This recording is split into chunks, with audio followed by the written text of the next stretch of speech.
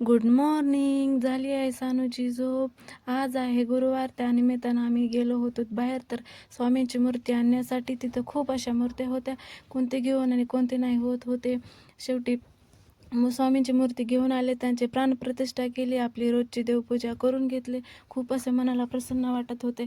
तर आपला रोजचा स्वयंपाक, चपाती, भात, भाजी असे आवरून घेतले. त्यानंतर सानूंची आपली मधी मस्ती चालूच होती, पडलेला पसारा, सानूंची खेळणी सर्व काही आवरून घेतले. सानूंची आंघोळ झाली.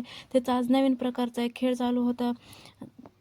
वारंवार तोच खेळ चालू होता. ते सायंकाळी आलेला होता तिचा मामासोबतची मस्ती, खूपच मस्ती ते मामासोबत चालू होते. सगळ्यात छोटा मामा आहे.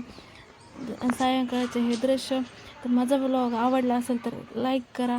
छोट्याशा ब्लॉगसोबत मी इथेच एंड करते. धन्यवाद. बाय.